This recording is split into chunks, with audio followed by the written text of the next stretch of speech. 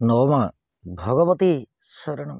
दर्शक बंधु 12 अधिपति मंगल महाग्रह एवं इष्टदेवी माँ भगवती बगलामुखी को नमन कर जानिबा आज राशिफल विषय। सर्वप्रथमे जानिबा आज राशि नक्षत्र तथा पंचांग विषय।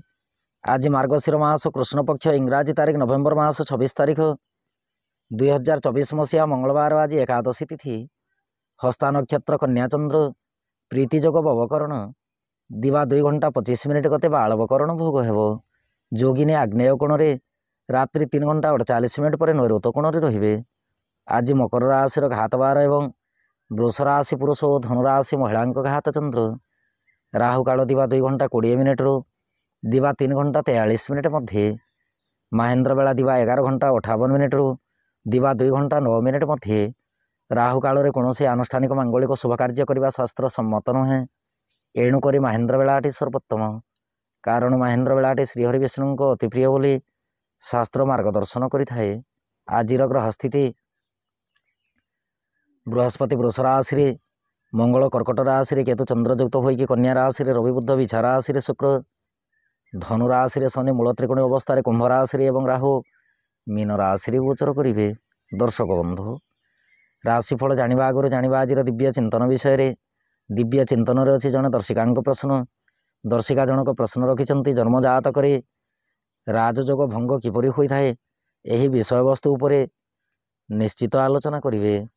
दर्शक बंधु ज्योतिष शास्त्र रीतिनीति अनुसार एवं ऋषि महर्षि मानकर लेखनीर नमूना अनुसार जन्मजात करे राशि और लग्न सदा सर्वदा बलवान होता है एवं जोगकारक ग्रह जदि बलवान अवस्था रही था, तत्संगे कर्माधिपति ग्रह जदि केन्द्र त्रिकोण बलयुक्त होइकी रही था, जन्मजात करे राजयोग सृष्टि करिथान्ति। किंतु मंगल शनि रवि एवं बृहस्पति जदि नीच राशि नीचांश अवस्था रही था एवं सही राशि जदि लग्न होता है कि चंद्र विछा राशि ठीक नीचस्थ अवस्था रही था, ताहले जन्मजात करे राजयोग भंग हुए। चंद्र जदि विछा राशि 3 अंश ठारू अल्परे थान्ति, ताहले राजयोग भंग हेबार निश्चित सूचना मिली थाए। जदि मंगल कर्कट राशि ठीक 28 अंश भितर रही था एवं लग्न जदि कर्कट लग्न होता है, ताहले भी मध्य जन्मजात करे राजयोग भंग होता है। द्वितीय सूत्र जन्मजात करे नवम त्रिकोण दशम एवं एकादश भावर अधिपति ग्रह मान जदि नीच राशि अवस्थान करिथान्ति कि अस्तादि बलयुक्त होइकी दुर्बल हीन रश्मियुक्त होता, ताहले निश्चित भाव राजयोग भंग होता है। तृतीय सूत्र जन्मजात करे पाप ग्रह मान जदि केन्द्र में रही नीचस्थ व शत्रु ग्रह रे अवस्थित होता एवं शुभ ग्रह मानकर दृष्टि जदि सेमानक प्रति न थाए, तत्संगे शुभ ग्रह मान षष्ठ अष्टम व द्वादश स्थान रही राजयोग भंग होता है। ये थिला ज्योतिष शास्त्र 3टी सूत्र।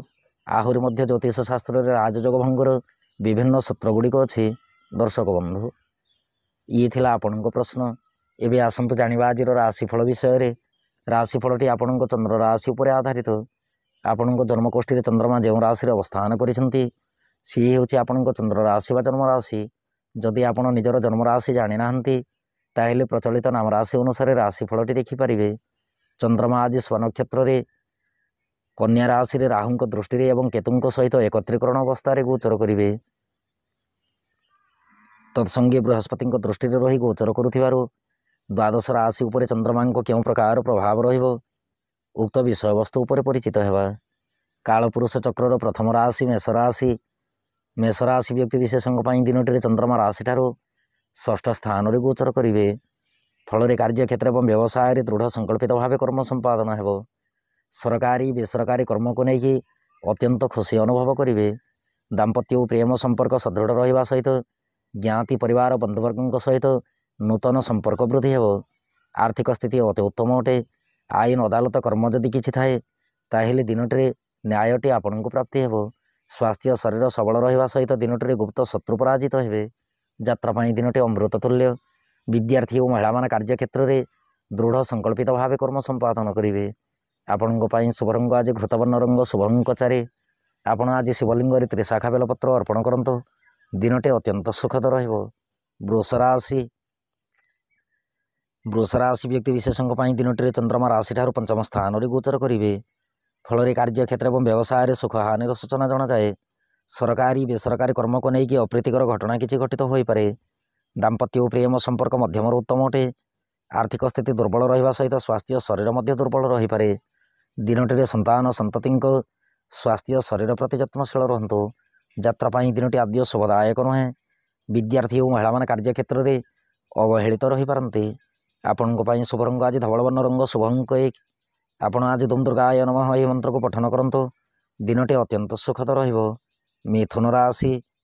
ମିଥୁନ ରାଶି ବ୍ୟକ୍ତି ବିଶେଷଙ୍କ ପାଇଁ ଦିନଟିରେ ଚନ୍ଦ୍ରମା ରାଶିଠାରୁ ଚତୁର୍ଥ ସ୍ଥାନରେ ଗୋଚର କରିବେ। ଫଳରେ କାର୍ଯ୍ୟକ୍ଷେତ୍ର ଏବଂ ବ୍ୟବସାୟରେ କଳହର ବାତାବରଣ ରହିପାରେ। ସରକାରୀ ବେସରକାରୀ କର୍ମକୁ ନେଇକି ବିରୋଧ ଭାବ ଜାତ ହେବ। ଦାମ୍ପତ୍ୟ ଓ ପ୍ରେମ ସମ୍ପର୍କ ଆଦ୍ୟ ଶୁଭଦାୟକ ନୁହେଁ। ଦିନଟିରେ ଗୁରୁଜନ ସମ୍ପର୍କୀୟ ବ୍ୟକ୍ତିଙ୍କ ସହିତ ଅଶାନ୍ତି ଭାବ ଜାତ ହୋଇପାରେ। ଆର୍ଥିକ ସ୍ଥିତି ପ୍ରତି ଅନୁଧ୍ୟାନ ରଖନ୍ତୁ। ଆବଶ୍ୟକ ସ୍ଥଳେ ଋଣ ଗ୍ରହଣ କରିପାରନ୍ତି। ଗୃହ ଗଚ୍ଛିତ ସମ୍ପତ୍ତି ପ୍ରତି କଡ଼ା ନଜର ରଖିବା ନିତାନ୍ତ ଆବଶ୍ୟକ। କୃଷି ଯନ୍ତ୍ରପାତିର କ୍ଷୟକ୍ଷତି ମଧ୍ୟ ଘଟିପାରେ। ଯାତ୍ରା ପାଇଁ ଦିନଟି ଆଦ୍ୟ ଶୁଭଦାୟକ ନୁହେଁ। ବିଦ୍ୟାର୍ଥୀ ଓ ମହିଳାମାନେ କାର୍ଯ୍ୟକ୍ଷେତ୍ରରେ ସ୍ୱାସ୍ଥ୍ୟ ହାନିର ସୂଚନା ଲକ୍ଷ୍ୟ କରିବେ। ଆପଣଙ୍କ ପାଇଁ ଶୁଭ ରଙ୍ଗ ଆଜି ଘୃତବର୍ଣ୍ଣ ରଙ୍ଗ, ଶୁଭ ଅଙ୍କ 7। ଆପଣ ଆଜି ପିତାମାତାଙ୍କ ଠାରୁ ଆଶୀର୍ବାଦ ଗ୍ରହଣ କରନ୍ତୁ। ଦିନଟି ଅତ୍ୟନ୍ତ ସୁଖଦ ରହିବ। କର୍କଟ ରାଶି। କର୍କଟ ରାଶି ବ୍ୟକ୍ତି ବିଶେଷଙ୍କ ପାଇଁ ଦିନଟିରେ ଚନ୍ଦ୍ରମା ରାଶିଠାରୁ ତୃତୀୟ ସ୍ଥାନରେ ଗୋଚର କରିବେ। ଫଳରେ କାର୍ଯ୍ୟକ୍ଷେତ୍ର ଏବଂ ବ୍ୟବସାୟରେ ସଦାସର୍ବଦା ଉତ୍ସାହିତ ରହିବେ। ସରକାରୀ ବେସରକାରୀ କର୍ମକୁ ନେଇକି ଅର୍ଥ ଲାଭର ସୂଚନା ଅଛି। ଦାମ୍ପତ୍ୟ ଓ ପ୍ରେମ ସମ୍ପର୍କ ସୁଖଦ ରହିବା ସହିତ ଦିନଟିରେ ନୂତନ ବନ୍ଧୁ ମିଳନର ସୁଯୋଗ ପ୍ରାପ୍ତି କରିବେ। ଆର୍ଥିକ ସ୍ଥିତି ଅତି ଉତ୍ତମ ଅଟେ। ସ୍ୱାସ୍ଥ୍ୟ ଶରୀର ପ୍ରତି ଯତ୍ନଶୀଳ ରୁହନ୍ତୁ। ଯାତ୍ରା ପାଇଁ ଦିନଟି ସୁଖଦ ରହିବ। ବିଦ୍ୟାର୍ଥୀ ଓ ମହିଳାମାନେ କାର୍ଯ୍ୟକ୍ଷେତ୍ରରେ ବନ୍ଧୁ ଗହଣରେ ସମୟ ଅତିବାହିତ କରିବେ। ଆପଣଙ୍କ ପାଇଁ ଶୁଭ ରଙ୍ଗ ଆଜି କେଶର ବର୍ଣ୍ଣ ରଙ୍ଗ, ଶୁଭ ଅଙ୍କ 5। ଆପଣ ଆଜି ଦୁର୍ଗା ନବାକ୍ଷରୀ ମନ୍ତ୍ର ପଠନ କରନ୍ତୁ। ଦିନଟି ଅତ୍ୟନ୍ତ ସୁଖଦ ରହିବ। ସିଂହ ରାଶି। ସିଂହ ରାଶି ବ୍ୟକ୍ତି ବିଶେଷଙ୍କ ପାଇଁ ଦିନଟିରେ ଚନ୍ଦ୍ରମା ରାଶିଠାରୁ ଦ୍ୱିତୀୟ ସ୍ଥାନରେ ଗୋଚର କରିବେ। ଫଳରେ କାର୍ଯ୍ୟକ୍ଷେତ୍ର ଏବଂ ବ୍ୟବସାୟରେ ଆଶାତୀତ ଅବସ୍ଥାରେ ଦୀର୍ଘ ସମୟ ଅତିବାହିତ ହେବ। ସରକାରୀ ବେସରକାରୀ କର୍ମକୁ ନେଇକି ତରତର ନିଷ୍ପତ୍ତି ନିଅନ୍ତୁ ନାହିଁ। ତରତର ନିଷ୍ପତ୍ତିଟି ଦିନଟିରେ ହଇରାଣରେ ମଧ୍ୟ ପକାଇପାରେ। ଦାମ୍ପତ୍ୟ ଓ ପ୍ରେମ ସମ୍ପର୍କ ସଦୃଢ଼ ରଖନ୍ତୁ। ସହଧର୍ମିଣୀଙ୍କ ସ୍ୱାସ୍ଥ୍ୟ ଶରୀର ପ୍ରତି ଯତ୍ନଶୀଳ ରୁହନ୍ତୁ। ଆର୍ଥିକ ଦୃଷ୍ଟିକୋଣରୁ ଦେଖିବାକୁ ଗଲେ ଆର୍ଥିକ ସ୍ଥିତିକୁ ନେଇକି ବାଦ ବିବାଦ ଉତ୍ପନ୍ନ ହେବା ସହିତ ପରିବାର ମଧ୍ୟରେ କଳହର ବାତାବରଣ ରହିପାରେ। ସ୍ୱାସ୍ଥ୍ୟ ଶରୀର ପ୍ରତି ପ୍ରବଳ ପରିମାଣରେ ଯତ୍ନଶୀଳ ରହିବା ନିତାନ୍ତ ଆବଶ୍ୟକ। କାରଣ ଦିନଟିରେ ଶ୍ୱାସ ପୀଡ଼ାର ସୂଚନା ଅଛି। ଯାତ୍ରା ପାଇଁ ଦିନଟି ଆଦ୍ୟ ଶୁଭଦାୟକ ନୁହେଁ। ବିଦ୍ୟାର୍ଥୀ ଓ ମହିଳାମାନେ କାର୍ଯ୍ୟକ୍ଷେତ୍ରରେ ବାକ୍ଶୁଦ୍ଧି ରଖିବା ନିତାନ୍ତ ଆବଶ୍ୟକ ଅଟେ। ଆପଣଙ୍କ ପାଇଁ ଶୁଭ ରଙ୍ଗ ଆଜି ଘୃତବର୍ଣ୍ଣ ରଙ୍ଗ, ଶୁଭ ଅଙ୍କ 3। ଆପଣ ଆଜି ଦେବୀ ମନ୍ଦିରରେ ଘୃତଦୀପ ଅର୍ପଣ କରନ୍ତୁ। ଦିନଟି ଅତ୍ୟନ୍ତ ସୁଖଦ ରହିବ। କନ୍ୟା ରାଶି। କନ୍ୟା ରାଶି ବ୍ୟକ୍ତି ବିଶେଷଙ୍କ ପାଇଁ ଦିନଟିରେ ଚନ୍ଦ୍ରମା ରାଶିରେ ଗୋଚର କରିବେ। ଫଳରେ କାର୍ଯ୍ୟକ୍ଷେତ୍ର ଏବଂ ବ୍ୟବସାୟରେ ନୂତନ କର୍ମରେ ମତିଧାବନ ହେବ। ସରକାରୀ ବେସରକାରୀ କର୍ମକୁ ନେଇକି ବହୁତ ଦିନରୁ ଅଟକି ରହିଥିବା କର୍ମ ସମ୍ପାଦନ ହେବ। ଦାମ୍ପତ୍ୟ ଓ ପ୍ରେମ ସମ୍ପର୍କ ଅତି ଉତ୍ତମ ଅଟେ। ଦିନଟିରେ ଗୁପ୍ତ ଶତ୍ରୁ ପରାଜିତ ହେବେ। ଆର୍ଥିକ ସ୍ଥିତି ସବଳ ରହିବା ସହିତ ବାଦ ବିବାଦ କର୍ମରେ ନ୍ୟାୟଟି ଆପଣଙ୍କୁ ପ୍ରାପ୍ତି ହେବ। ସ୍ୱାସ୍ଥ୍ୟ ଶରୀର ଅତି ଉତ୍ତମ ଅଟେ। ଯାତ୍ରା ପାଇଁ ଦିନଟି ଅମୃତ ତୁଲ୍ୟ। ବିଦ୍ୟାର୍ଥୀ ଓ ମହିଳାମାନେ କାର୍ଯ୍ୟକ୍ଷେତ୍ରରେ କୃତିତ୍ୱ ଅର୍ଜନ କରିବେ। ଆପଣଙ୍କ ପାଇଁ ଶୁଭ ରଙ୍ଗ ଆଜି ଆକାଶ ବର୍ଣ୍ଣ ରଙ୍ଗ, ଶୁଭ ଅଙ୍କ 2। ଆପଣ ଆଜି କ୍ଳିଂ କୃଷ୍ଣାୟ ଗୋବିନ୍ଦାୟ ଗୋପୀଜନବଲ୍ଲଭାୟ ରାଧାକୃଷ୍ଣାୟ ନମୋ ଭଗବତେ ବାସୁଦେବାୟ ନମଃ ଏହି ମନ୍ତ୍ରକୁ ପଠନ କରନ୍ତୁ। ଦିନଟି ଅତ୍ୟନ୍ତ ସୁଖଦ ରହିବ। ତୁଳା ରାଶି।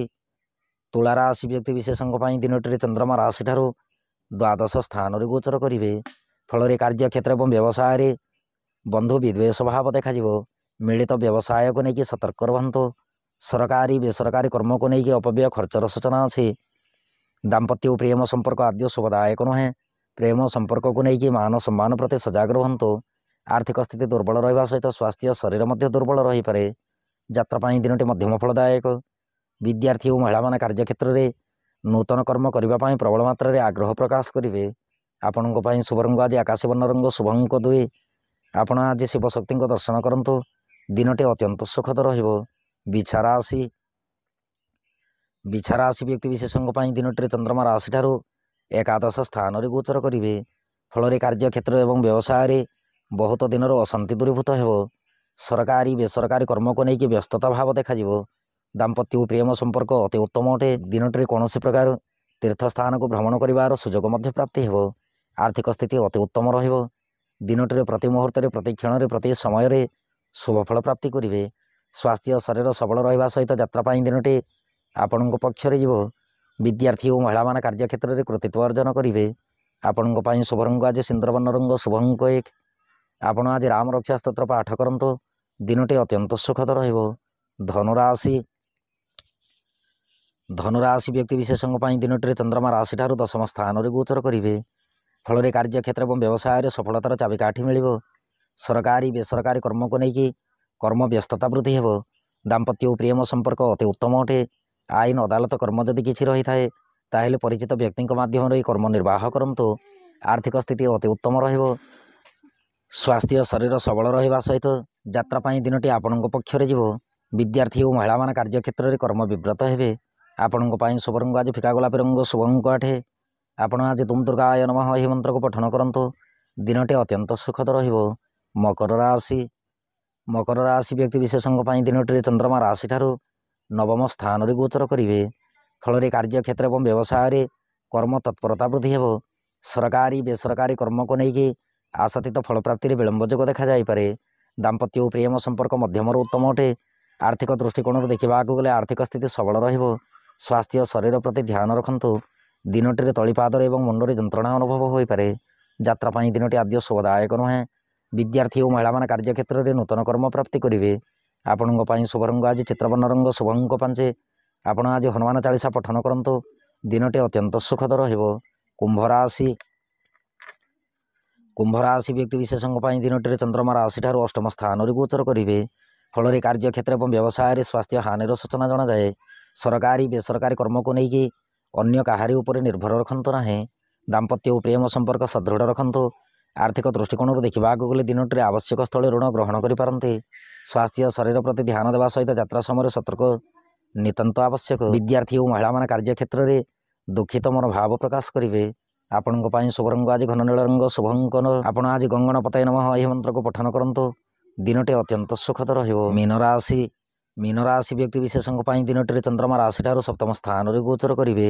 ଫଳରେ କାର୍ଯ୍ୟକ୍ଷେତ୍ର ଏବଂ ବ୍ୟବସାୟରେ ନୂତନ ମିତ୍ର ଲାଭ ହେବ। ସରକାରୀ ବେସରକାରୀ କର୍ମକୁ ନେଇକି ଉଚ୍ଚ ପଦ ପ୍ରାପ୍ତି କରିବେ।